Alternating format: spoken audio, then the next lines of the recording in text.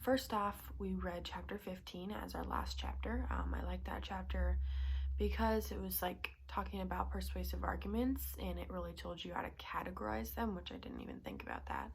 So like you pick your audience, and then you have your point, and you just have to make sure that you are aware of their feelings, of their opinions, and you're not too political, all kinds of stuff like that.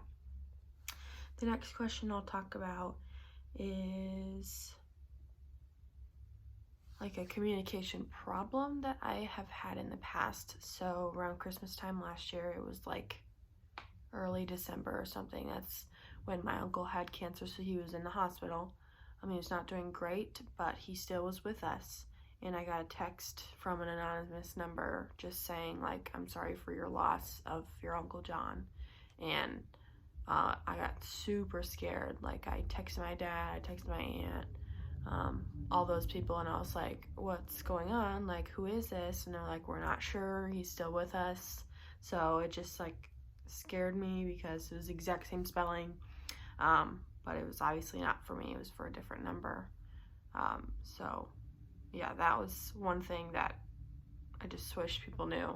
You gotta text the right number, because otherwise it could be bad just like that. The next question I'll talk about, probably an insult that's changed my life. I am a blonde female, and so that's kind of a stereotype that I wish people wouldn't give different people like me. That was probably one of the biggest insults I did not like. They basically told me I wouldn't be successful in life because I was a blonde female. I didn't really like that. I worked hard to get where I am. I have my own business. I get good grades. I work all the time and while managing school, and so that's kind of helped me push through that stereotype. And I've just worked really hard to not be stereotypical as a blonde female.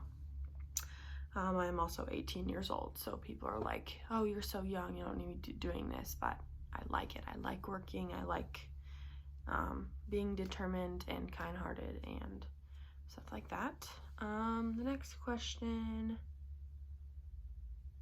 one thing I could change about myself would probably be the way I talk to other people. I am like a genuinely nice, kind person, but I do have like that kind of wall built up between me and them, so it's kind of hard for me to build those relationships with people, I guess. Like I'm kind of distant, and I'm okay with that. Like I'm more of an introvert and a like person who likes to be alone. I don't mind it. So like I've had trouble in the past with friends like telling me that, and I'm like, I know, like I'm trying, like all this kind of stuff, and it just, yeah, that's one thing I would change. Is I just wish I could have been taught like how to deal with those relationships and how to have a conversation, be able to listen to them, how to have feedback, all kinds of stuff like that. And then I also added like another question is something I wouldn't change about myself, and that would be my work ethic. I think I am very hardworking. I like to work, but I also am managing school and my own business, and I just think it's very fun for me. I also wouldn't change how kind-hearted I am. I think I'm a very kind person, and I just like to be nice to people, help out other people. An important life lesson would be to be spontaneous. I've told anybody that. I've told them you just gotta go after what you want. You're only your age once, so I'm only 18 once. You have to do things that you've always wanted to do. If you want to take off a day and go travel, go to a nice coffee shop, just work on some stuff, work on your own self, that's good. Prepare for the week by getting your meal plan, setting aside a day to watch a movie at the end of the day, all kinds of stuff like that. And lastly, the important thing I've learned about communication is probably to listen. So I've found myself like interrupting before, but like I really worked on it, and I don't interrupt as much anymore.